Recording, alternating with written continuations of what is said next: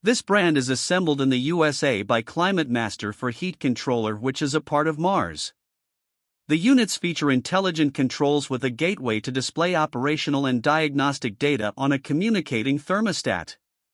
They have two-stage scroll compressors as well as a variable speed fan and loop pump for added energy savings and durable stainless steel drain pans that eliminate the problem of rust.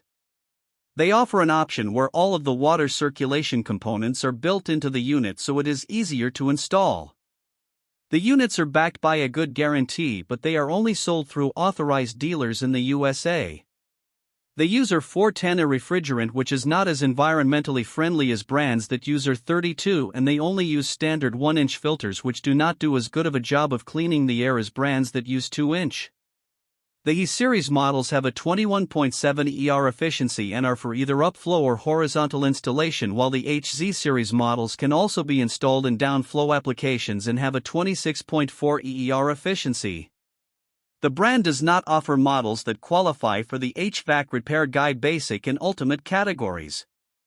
This brand receives an overall 3-star budget pick rating from HvacRepairGuy. Please share your experiences with this brand in the comments section of the HvacRepairGuy YouTube channel.